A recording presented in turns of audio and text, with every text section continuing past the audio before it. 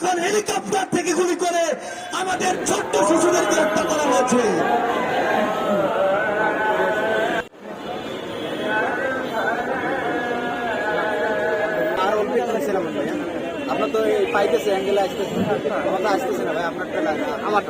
আজ এই শাহবাগের উন্মুক্ত মঞ্চে আমরা আবারও দাঁড়িয়েছি।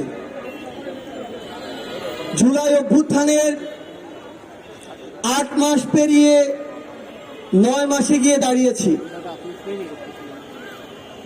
কিন্তু সবচেয়ে দুঃখের কথা হচ্ছে আজ শহীদ পরিবার আহত যোদ্ধাদেরকে সাথে নিয়ে আমরা যে দাবিতে এখানে দাঁড়িয়েছি সেই দাবি পূরণ হওয়ার কথা ছিল 2024-এর ওই আগস্টে।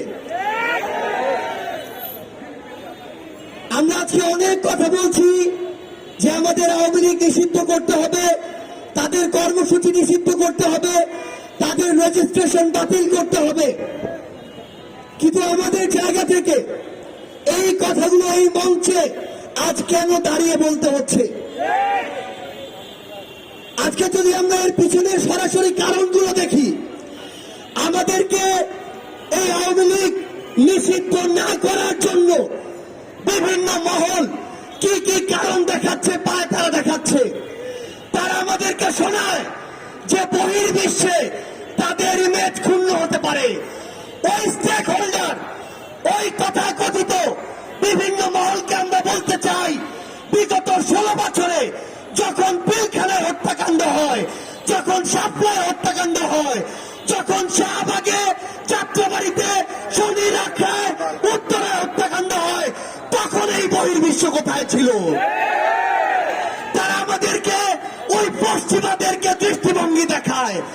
ওই পশ্চিমাদের দৃষ্টিভঙ্গি কোথায় ছিল যখন হেলিকপ্টার থেকে গুলি করে আমাদের ছোট্ট শিশুদেরকে হত্যা করা হয়েছে?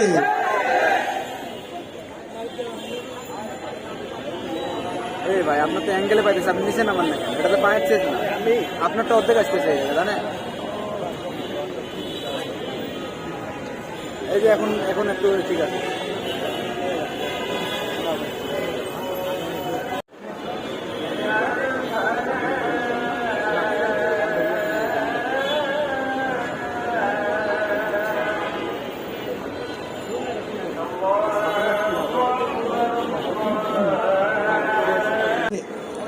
আজকে আমাদেরকে কারণ দেখানো হয় কিছু মহল থেকে যে যদি এই বাংলাদেশের আগামী নির্বাচনে আবার আওয়ামী লীগ না আসে তাহলে ওই ভারত কি না কি মনে করে বসে, যেহেতু ভারত আমাদের 3 দিকে আছে।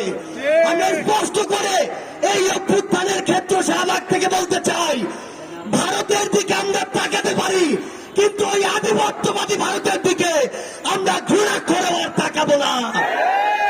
যেই ভারত এতগুলো খুনের হুকুমকারী ওই খুনি হাসিনাকে আশ্রয় দিয়েছে, সেই হাসিনাকে এই বাংলাদেশে ফেরত দেওয়ার পূর্ব পর্যন্ত ভারতের সাথে বাংলাদেশের সম্পর্ক স্বাভাবিক হতে পারে না। খাতা কলমের সম্পর্ক আর জনগণের সম্পর্ক কোনোদিন এক হতে পারে না। আমরা ভারতকে স্পষ্ট করে একটা কথা বলি, বাংলাদেশের সাথে যদি প্রতিবেশীর সম্পর্ক আগামীতে তারা দেখতে চায়, তাহলে যে সকল খুনিকে তারা ওই জায়গায় আরামায়েশের স্থাপনা আবাসন দিয়ে রেখেছে তাদেরকে বাংলাদেশে পাঠাতে হবে এবং বাংলাদেশের মাটিতেই তাদের এই বিচার হতে হবে।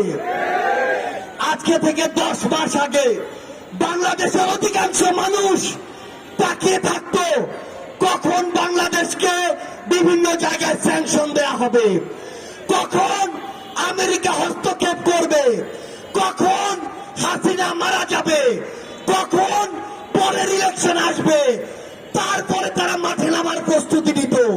কিন্তু যেই ছাত্র জনতা রাজপথে নেমে জীবন দিয়ে এই খুনি হাসিনাকে দেশ ছাড়া করেছে, তাদের জীবনের এই যে হত্যাগুলো, এগুলোর বিচার হওয়া পূর্ব পর্যন্ত বাংলাদেশে অন্য কোনো কিছু নাম নেয়া এই অন্তর্বর্তীকালীন সরকারের মুখে মানায় না। রাজনৈতিক দলগুলো আজকে সময়ের বিবেচনায় প্রতিযোগিতায় নেমেছে, আগে সংস্কার নাকি আগে নির্বাচন। মাথায় স্পষ্ট করে ঢুকিয়ে রাখুন, সংস্কার নাকি নির্বাচন, এই খেলা বাদ দিয়ে প্রতিযোগিতায় নামুন স্বৈরাচার, যেই তাপস নানক কাদেরদের প্রত্যক্ষ মদদে এই বাংলাদেশে খুনি হাসিনার হুকুমে এবং ভারতের প্রেসক্রিপশনে এই পিলখানা হত্যাকাণ্ড হয়েছে, শাপলায় হত্যাকাণ্ড হয়েছে, চুলাইয়ের হত্যাকাণ্ড হয়েছে। সেই হত্যাকাণ্ডের বিচার হওয়ার পূর্ব পর্যন্ত এই বাংলাদেশে অন্য কোনো কিছু কখনোই প্রাসঙ্গিক হতে পারে না। সকল রাজনৈতিক দলের উদ্দেশ্যে একটি কথাই বলবো, এই যে জেনারেশন, এই জেনারেশনকে ভয় করুন, এই জেনারেশনকে ভয় করুন। যদি এই জেনারেশনের রক্তের উপরে দাঁড়িয়ে ইমোশন নিয়ে খেলার চেষ্টা করেন, এই জেনারেশন সকল ক্ষমতার বিপক্ষে গিয়ে যে কাউকে টেনে হিস্ট্রি নামাতে পারে, কুয়েটের ওই ভিসি তার প্রমাণ। আমরা ইনকিলাব মঞ্চকে ধন্যবাদ জানাই যে তারা সকলকে নিয়ে আজকের এই শহীদ মার্চের আয়োজন করেছে। এই মঞ্চের সকল শহীদ পরিবার, সামনে থাকা সকল আহত যোদ্ধাকে সামনে রেখে একটি কথাই বলি, এই অন্তর্বর্তীকালীন সরকারের সবচেয়ে বড় লেজিটিমেসি হচ্ছে এই শহীদরা, এই শহীদদের হত্যার বিচার করার পূর্ব পর্যন্ত এই অন্তর্বর্তীকালীন সরকার যদি অন্য কোনো কিছুর চিন্তা করে, তাহলে তারা তাদের সারা জীবনের এই রক্তের দায়বদ্ধতা কখনো এড়াতে পারবে না। ইনকিলাব জিন্দাবাদ। সবাই একটু আমরা